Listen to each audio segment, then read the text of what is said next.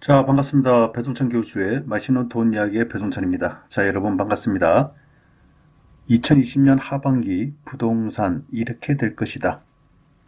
먼저 가보지 않은 길을 간다는 것은요, 숨이 막히죠.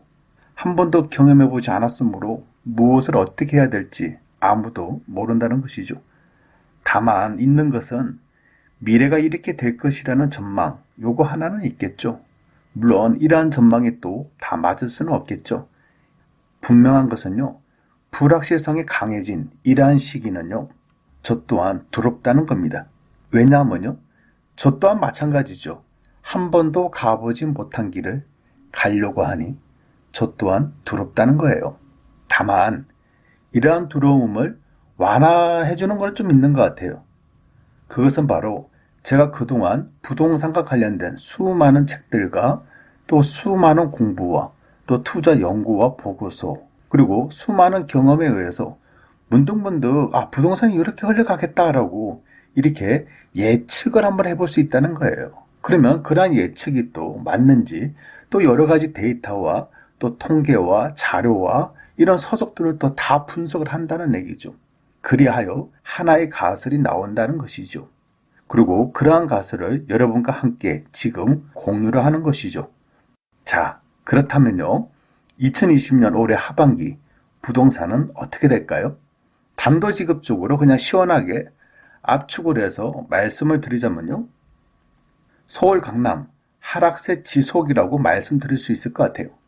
반전의 기미는 웬만해서는 일어나기가 힘들어 보입니다. 내년도 대학 시험에 정시 확대밖에 더 있겠습니까? 그러한 호재는요, 부동산 가격 상승기에는 불에 기름을 붓는 격이에요.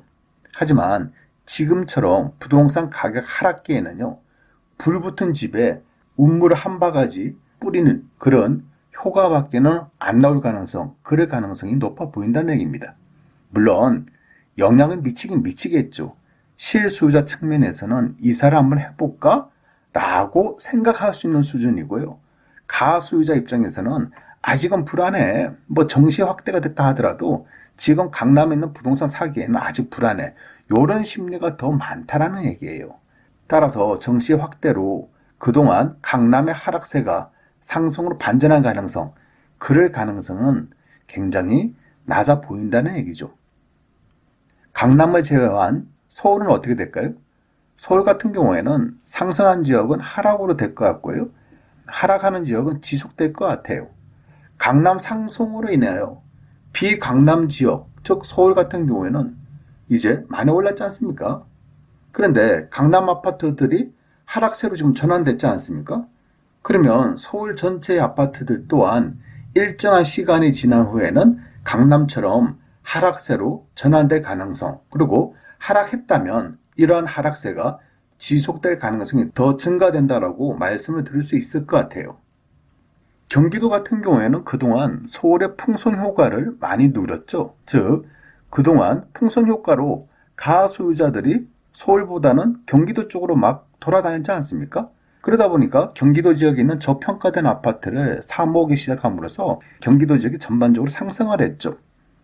하지만 이제는 그러한 풍선 효과의 마무리 단계로 접어들었다라고 말씀을 드릴 수 있을 것 같아요. 심지어 경기도 남부 저 끝에 있는 지역, 경기도 북부 저 끝에 있는 지역까지 풍선 효과로 인해서 부동산 가격이 올랐지 않습니까? 이제 풍선 효과도 사라질 그런 시점이 도래되었다라고 말씀을 드릴 수 있을 것 같아요. 지방을 놓고 본다면 외지 투자자들 사라지다. 뭐라고 할까요? 그동안 갭 투자자들, 또 소액 투자자들 참 지방으로 많이 돌아다녔죠. 이제는 집으로 돌아오실 때가 되지 않았을까요? 그래요. 이제 집으로 돌아오셔야죠.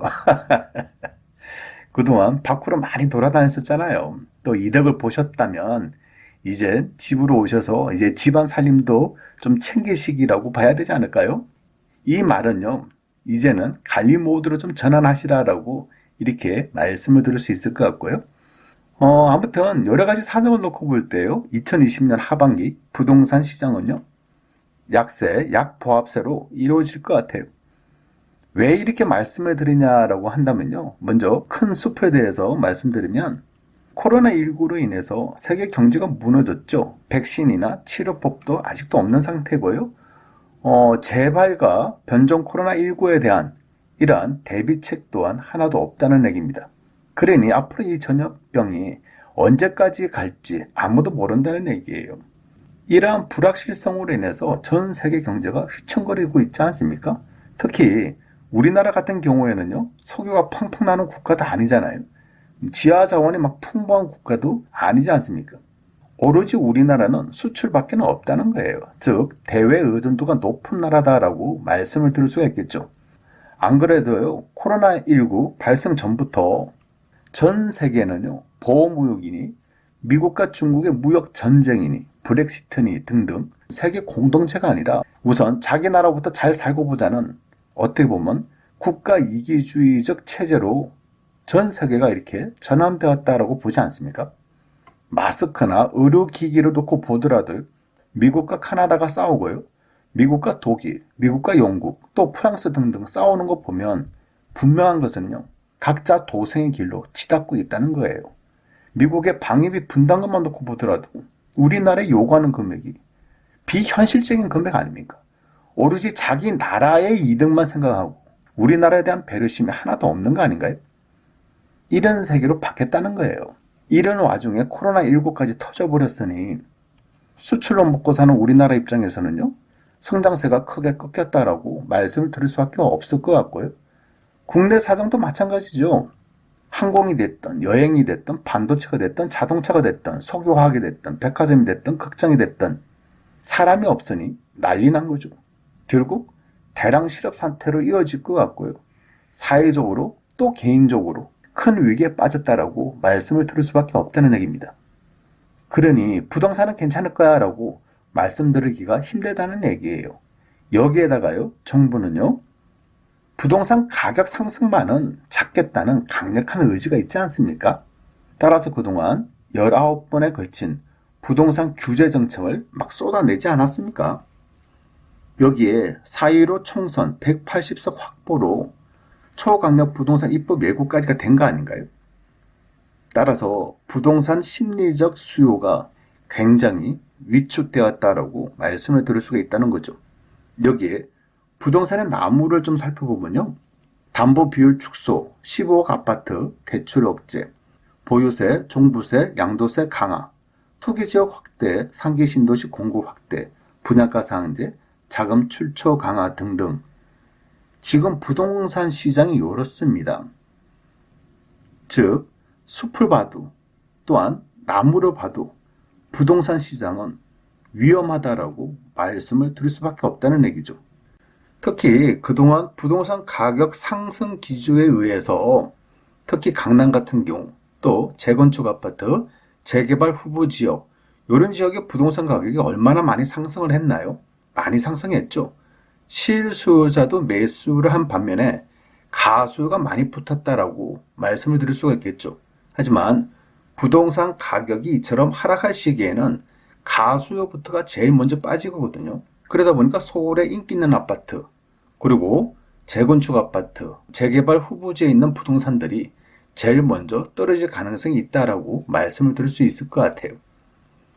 또한 수익형 부동산 조심하셔야 되겠죠. 제가 늘상 말씀드리는 거지 않습니까? 상가가 됐든 테마 상가가 됐든 오피스텔이 됐든 수익형 호텔이 됐든 지금 아시지 않습니까? 상가가 잘 돌아갈 리가 없겠죠. 앞으로 또한 어떻게 될지도 모르겠고요. 그러다 보니까 특히 상가 부분에 대해서는 여러분들이 더더욱 조심을 하셔야 된다는 얘기예요. 따라서 2020년 하반기 부동산 전망을 놓고 본다면 투자보다는 현금 보존 쪽으로 관심들을 가지셔야 될 것 같아요. 왜 그러냐라고 하면 앞서 우리가 살펴본 것처럼 부동산 투자에 있어서 긍정적 요소보다는 부정적 요소가 훨씬 더 많아졌다는 얘기입니다. 따라서 투자를 자제하시는 게 더 좋아 보이지 않을까요? 물론 부동산 가격이 또 언제 급등할지는 아무도 모르죠. 하지만 현재 사정을 놓고 본다면 부동산 가격이 급등할 가능성은 매우 낮아 보인다는 얘기입니다. 특별한 이슈가 터지지 않는 이상 부동산 가격이 상승 반전하기는 굉장히 어려워 보인다는 얘기죠. 따라서 2020년 하반기 부동산의 전망은요, 하락세가 이어질 가능성, 그럴 가능성이 높아 보인다는 얘기죠. 투자보다는 현금 보존 쪽으로 더 관심을 가지셔야 될 것 같아요. 이상까지 배종찬 교수의 맛있는 돈 이야기였습니다. 감사합니다.